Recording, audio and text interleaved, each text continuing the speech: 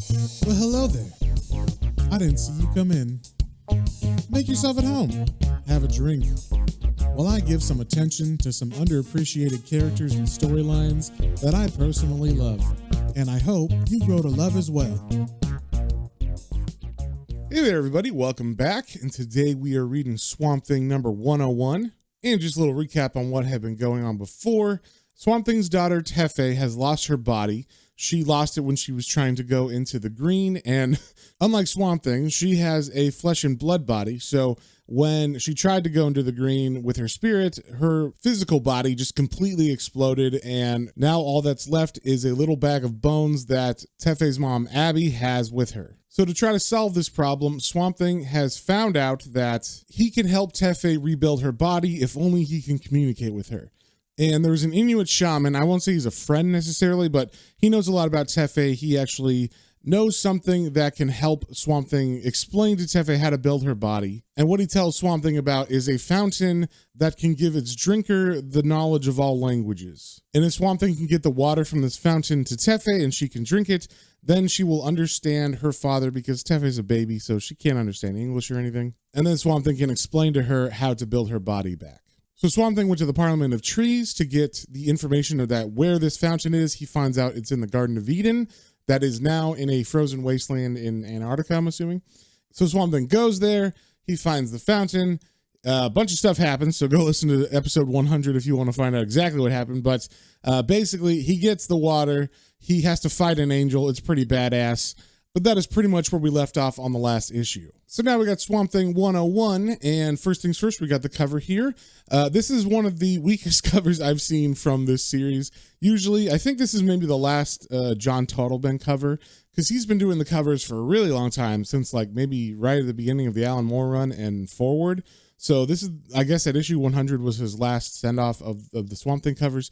So this one was a bit jarring when I clicked on it, and I was like, oh, okay, that's different.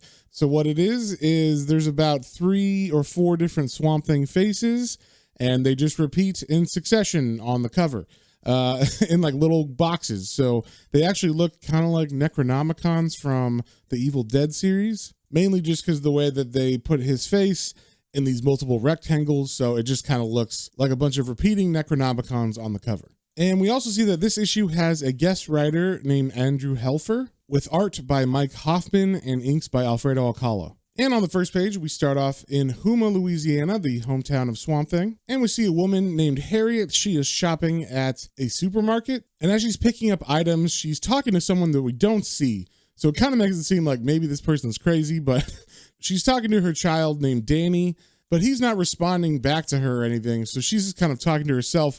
She's saying like, oh, melons, Danny. Nice, cool, juicy melons. Ooh, look, peas. They go nice with potatoes. Little green dots mixed in with the mash. That's fun to eat, right, Danny? So we don't know how long she's been talking to herself, apparently, but Danny is not there. She turns around as she asks that question, and there is no child next to her. So apparently her son, Danny, is missing. So she goes crazy and runs through the store and begins to ask everybody, have they seen her child? She runs out of the store yelling, Danny. And as she runs out into the parking lot, there's a man sitting inside of a pickup truck named Jack, and he must be her boyfriend or husband, because he's thinking to himself, shit, what's it now? Probably wants me to haul groceries for her. Let her do it herself. Her and her little zombie boy.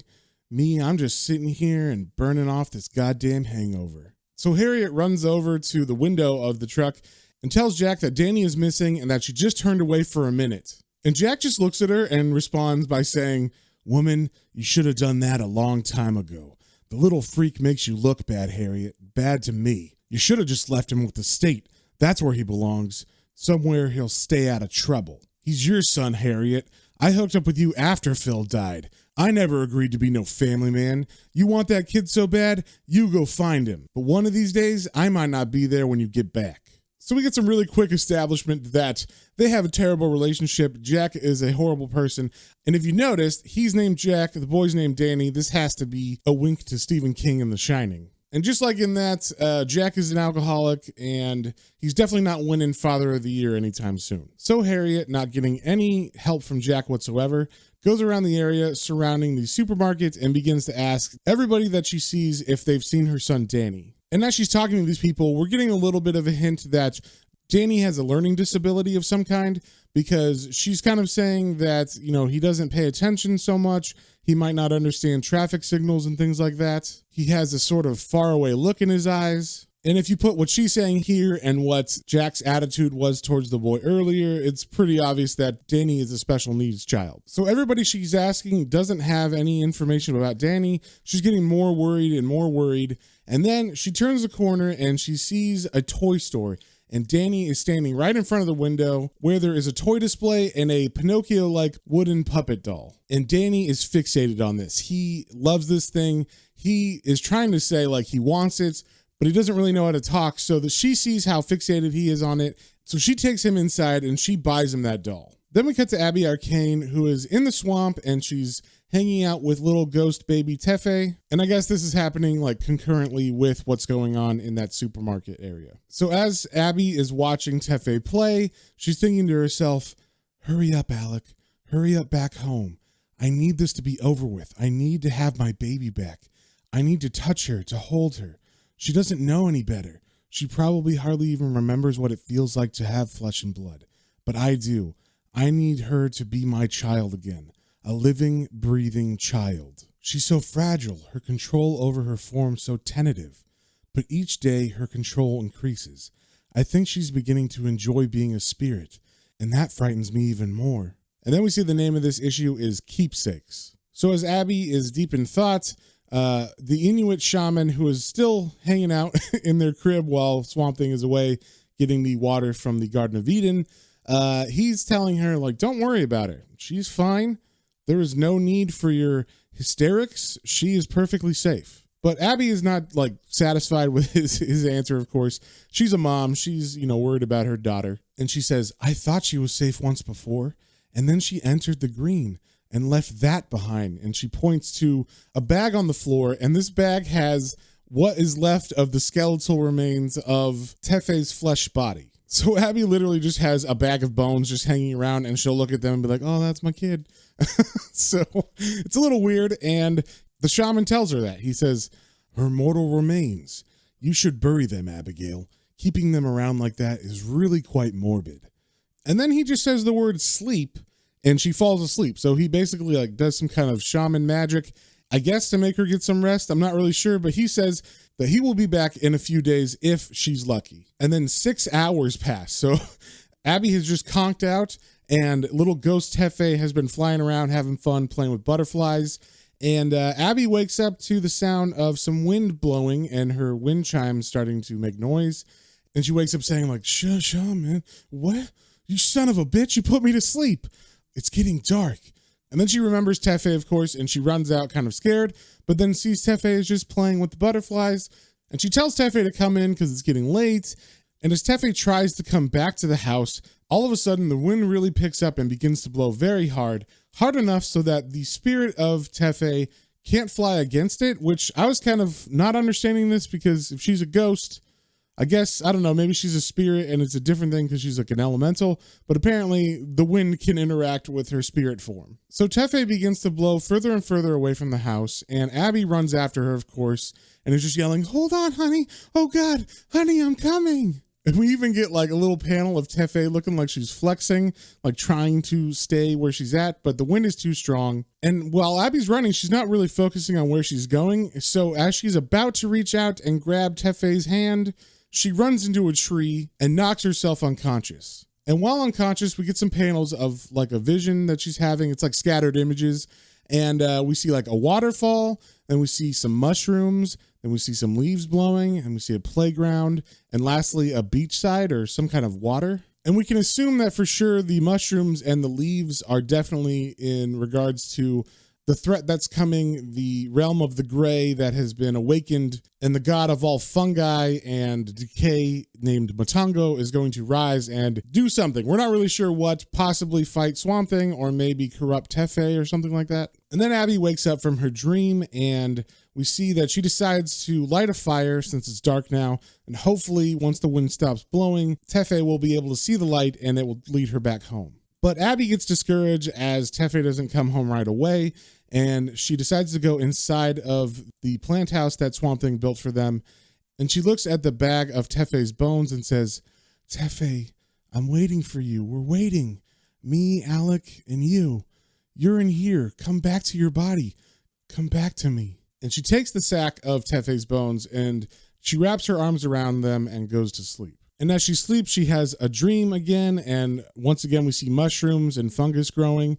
And then we see like a playground with the leaves blowing through it. And in these images, they end with like one word. The last one ended by saying not yet.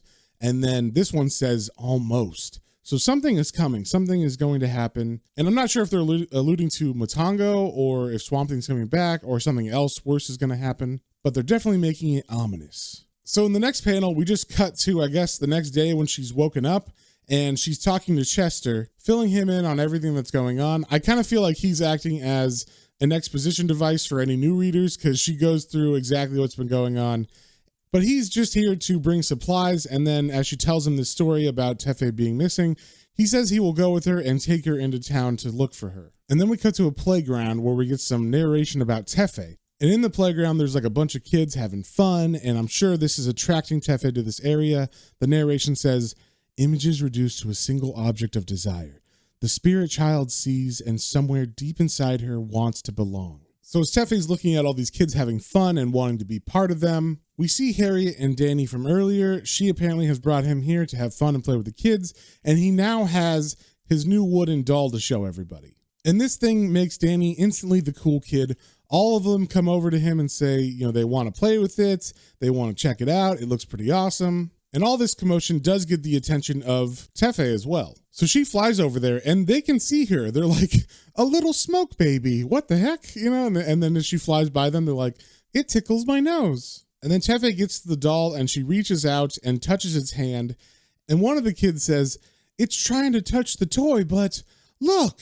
So something happens, but we don't get to see it because as we turn the page, we cut to the parking lot where Jack is in his pickup truck again. And just like before, he's all bitter and he's thinking to himself, Christ, I'm a goddamn chauffeur is what I am. Jack do this, Jack do that. That's all I hear anymore. Ever since that zombie got the toy, good old Harriet's been happier than a pig. And where does that leave me? Well, no more. Tonight I toss her and that freak out on their asses. Enough of this crap. I don't need this. I don't need any of it. Screw it. I can pick a piece of tail anytime. I don't need... And then his thoughts are interrupted by Harriet saying his name. And this kind of comes out of nowhere, but it seems like Harriet realizes that Jack is not the guy for her because she says, me and Danny, we're going to move out on our own. Tonight, if it's okay with you. There's something I've been meaning to say. I guess now is as good a time as any. I know me and Danny has been a burden to you, but he's getting better now. And Emma down at the beauty shop has offered me a part-time job. I guess what I'm saying is, and then she's cut off by Jack, who's all salty about what she just said, even though he was just thinking the same thing in his head. So he says to her, well, ain't that just fine? Just use old Jack and toss him out when you don't need him anymore. Woman, you lived under my roof for a year, no complaints. Then you brought the kid into it, suckered me into providing for the two of you. Seems like that's what you were planning all along. And she responds, that's not true, Jack. You know it ain't. I loved you. I thought you loved me. But it ain't just me you have to love. It's Danny, too. We're a package deal, the two of us. And if you can't handle us both, then we both better be going. And then we cut back to the playground where the kids are now playing all in the same area. And not just the kids, but the doll has come alive. I guess Tefe's spirit has gone into the doll and has been able to like possess it. So you basically have a Pinocchio situation here where there is a wooden boy playing blocks with a bunch of other kids. And one of the moms gets kind of curious, so she goes over and sees her son handing a lollipop to the wooden child. And at first she doesn't realize that it's moving on its own. So she just tells her son, Gerald, don't you dare.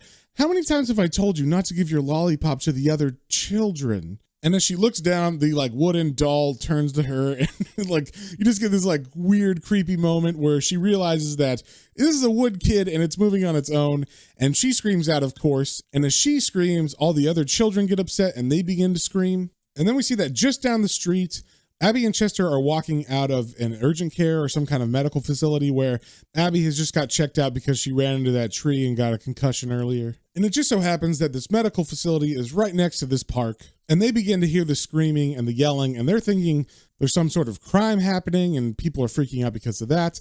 But as they go closer to the noise, Abby's like, no, it's coming from that playground. And as she looks at all the kids running away, they're running away from a specific area.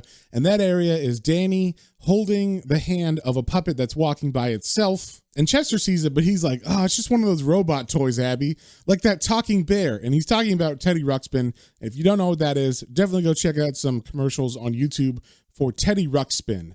And if you don't know, it's just a bear that reads stories to you, but its mouth and eyes move, and it's very terrifying. But Abby realizes before Chester does. She says, oh my God, Chester. But before we get that full thought, we cut back to Jack and Harriet, who are still in the parking lot, and they've just had that little conversation, and now they're hearing all the kids screaming. And as Harriet goes to run, because obviously she's like worried about her kid, Jack is holding her arm saying, Harriet, don't, it sounds like trouble. And then Harriet turns to him and says, it's my boy. I've got to see to him. Let me go, Jack. Let me go, damn you. He may not mean anything to you, but he's all I've got.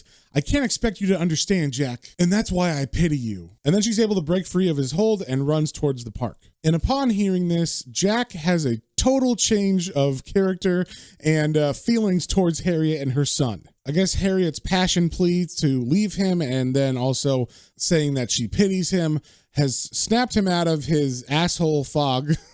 And now magically he cares about Harriet and her son. So he runs back to his truck, and of course he's got a gun rack in his truck, so he gets the gun that's there, and as he's grabbing it, he's thinking, Christ, that woman's got some kind of hold on me. And then he yells out, hold up, Harriet, wait for me.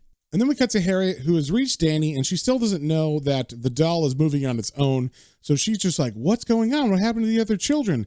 What did you? And then as she pulls Danny away, his hand lets go of the doll, and she sees the doll standing on its own, and she says, sweet Jesus. And Pinocchio Tefe begins to say, or try to say, Danny, Danny. So of course it seems super creepy as this doll is alive trying to say Danny's name. But before anything else can happen, of course, Jack gets there with his shotgun, and he doesn't need to see anything else. He just immediately takes aim and just begins shooting at this thing. And he takes multiple shots, and he actually hits off both arms of the toy. And the best thing is, he thinks it's like an electronics thing, so he's just scared that it's electronics. He says, you can't trust them electronic toys for nothing. Get a little damp, goddamn circuits go haywire. So he was just shooting it based on the fact that it was just standing on its own. He's not even thinking it's demonic or some weird thing like that. So after he shoots off the arms, he kind of relaxes, thinking, oh, that's over. I shot the arms off an electronic doll. I don't know. He thinks it's done. He is shocked to see that the arms begin to grow back. And this is like some new power that we see from Tefe. And the arms that grow back are not in the shape of like the wooden arms. They look like human arms, but they are still made of wood. And we know that because Jack sees this and he goes, it grew itself a set of arms, like real ones, only wood. And the next panel is great because it just cuts to more shots being shot at this wooden doll. So Jack hits it again, and this time it blows off the lower half of the wooden doll. But once again, Tefe is able to grow the limbs back, and once again, they look like human baby legs. And seeing this, Jack is like, oh, you're not finished yet, you little bugger? How about a little more of this? And he points his gun at the doll again. But before he can fire, someone jumps on his back, and we see that someone is Abby Arcane, and she says, leave her alone, you bastard. So I guess she put two and two together and realized that maybe Tefe's spirit has possessed this doll. But unfortunately, it's too late. Jack has his finger on the trigger, and as she jumps on him, he fires and blows the doll apart, and now it's kind of scattered in its different appendages. So you have a head that's by itself, legs and arms by themselves, and the torso. And I'm not sure if this is like an art inconsistency or if Tefe's like spirit is leaving this wooden body, but the doll now has the old style wooden limbs like before Tefe grew them back. But it seems like Tefe's spirit is still in the wood, even though it looks different, because she does pull herself back together, regrowing her entire body that now looks like an actual human child, except that it's made of wood. And upon seeing this, Abby is very happy because now at least she can hold her baby. So she picks up this doll and she says, my baby, Tefe, I've got you. You're safe. I'm holding you, touching you. You're mine. And we get a close-up of the doll, and we can see the eyes are kind of like blank. There's just white there. There's no pupils. So Abby is worried for a second, and she says, please come out. And then it's like super fucked up because the doll's eyes then become like human eyes, and they have pupils and everything, and she stares at Abby. And then Tefe looks at her and says, Mama. And then her body goes limp. Like it seems like she died. And I'm not sure if Abby thinks that the baby's actually dead or that Tefe's gone forever, but she says, Tefe, don't. And then Chester, who's there, says, Abby, is she gone? And Abby is just holding this limp baby. It looks super fucked up, like it looks dead. And she says, I had her, Chester. I could feel her inside the wood. She was alive, more alive than I can remember. And it's weird because that panel made it seem like she thought the baby was dead, but then on the next page, her emotions aren't like sad at all or very like upset or distraught. She just says, it felt so good to hold her. And then she turns to Chester and says, let's go home. I'm feeling a little weak. So Abby still has the wooden doll that looks like a baby in her hands. And before she leaves, Danny's mom interrupts because Danny's crying because obviously that was his toy and he was fixated on it. He loved that thing. So Harriet says to Abby, if it's okay, I'd appreciate having that toy back. It belongs to my boy. He's special and it means a lot to him. And then Abby looks down at the baby. Instead of being like, yeah, here you go, she just looks at the baby and says, it means a lot to me too, more than you can know. So it seems like she's not going to give the wooden toy back to the child. But then, of course, Jack steps in and he goes, but it ain't yours to keep, lady. You're too old to be playing with dolls anyway, so just hand it over. And as Abby hands it over to Jack, she says, what are you going to do to it? And then Jack looks down and he's got these eyes in this panel that look like he's terrified of this doll. And he says, I'm still thinking about it. But then he turns to Danny and he walks the doll over to him. And again, out of character, kind of out of nowhere, now he's had his turn, right? His good turn from his asshole ways. So he looks at the boy and he kneels down and he hands the doll to him and he says, I don't know what happened back there, kid. I don't know if you do either, but whatever it was pretty special. Just like you, I guess. And then Danny takes the doll and lovingly hugs it, and Jack continues, some things a man just don't see. Things about the folks around him, things about himself. One thing I know, though, I need you and your mom as sure as you need that doll. Let's go home, Harriet. It's been a long day. And then they walk off happy, and the family's going to be great from now on. Jack for sure has turned a new leaf and will never again be that asshole he was before. So then we cut to the drive home with Abby and Chester, and they're just talking about how Abby is sad that Tefe hasn't come home yet, and when will she come home, and she's just worried in general like a mom would be. And Chester's trying to comfort her, but, he doesn't really have anything to say other than like, I'm sure things will be better in the morning. But then out of nowhere, as they're driving, all of a sudden, the spirit of Tefe, which looks more solid than it did before, like before it was outlined, but now she's like a solid white. So she comes out of nowhere and is just flying straight towards the van's windshield. And Chester's like, oh my God. And Abby's like, Tefe, she's heading right towards us. Chester, turn. But he doesn't turn soon enough. And she literally splats on the windshield. And they slam on the brakes, of course. And Abby gets out, and you would think that she'd be worried that like Tefe just got killed or something, but she does not think that. She just like, oh my God, Chester, she came home. She wanted to surprise us, and we hit her. And then you see a little swirl of smoke and like a little baby that's smiling. Like she just thought that was super fun. And Abby says, thank God she's all right. And then someone says, you had doubts? And then Abby turns to see that the Inuit shaman is back, and he says, just like a mother to blow things out of proportion.